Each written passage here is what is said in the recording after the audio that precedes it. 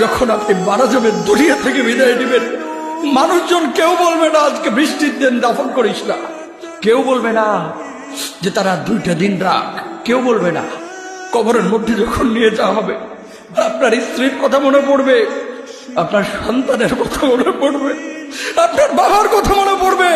সবচাইতে বেশি কষ্ট আপনাকে যে জিনিসটা দেবে, কি নিয়ে কবরে ঢুকলাম, কেন সুদ খাইছিলাম, কেন ঘুষ খাইছিলাম, কেন কবরের জিন্দেগির জন্য প্রিপারেশন নেই নাই।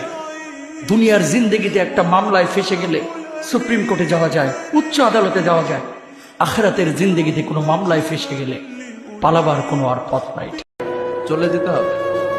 দালান ঘর, বাড়ি ঘর, টাকা পয়সার জন্য পাগল হয়ে থাকে আমরা, কিন্তু এটা আমার আসল ঘর নয়। যেই গোসলখানাটারে আমি এত সুন্দর করে টাইলস করে ইটালিয়ান ফিটিংস দিয়ে বানালাম, আমার জীবনের শেষ গোসলটা কি ওই গোসলখানায় হবে? কথা বলেন, যেখানে লাশ ধোয়ায় ওইখানে আমার গোসল হবে। এগুলো আমরা ভাবতে চাই না। কবরের জীবনটা আসল জীবন। কবর জগতে কোনো রং নাই, কবর জগতে কোনো স্বাদ নাই, কবর জগতে কিচ্ছু নাই, মাটি আর মাটি।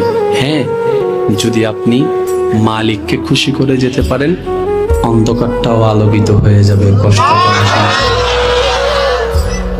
আপনার কবরের চিন্তা আপনি করেন, আমার কবরের চিন্তা আমি করব। আপনি আমাকে বেশি থেকে বেশি উৎসাহ দিতে পারবেন, ভাইয়া কবরটা সাজাইলা, সারা জীবন শান্তিতে থাকতে পারবে। এটা হচ্ছে মুসলমানের নিয়ম। বলেন, কবর প্রতিদিন ডাক দিয়ে বলে আনা বাইতুদ দুধ।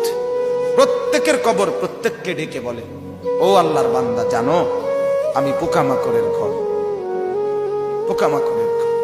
তুমি তো সেই বান্দা যে একটা মশা কানের পাশ দিয়ে উড়ে গেলে তোমার ঘুম বন্ধ হয়ে যায়, চোখ মিলে যায়।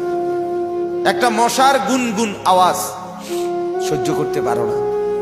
একবার কয়েল, একবার অ্যারোসল, একবার মশারি, এরপরেও তুমি চাও যে একটা মশাও যেন আমার কানের কাছে গুনগুন না করে। তো 5 ঘন্টার ঘুমের জন্য, 6 ঘন্টার ঘুমের জন্য বান্দা এই যত্ন নিলা, অনন্তকাল কিংবা বছরের পর বছর কবরের যে ঘুম দিবা, পড়ে থাকবা সেই ঘরে, পোকা মাকড়ের ঘর, সেই ঘরে তুমি ঘুমাইবা কেমনে, থাকবা?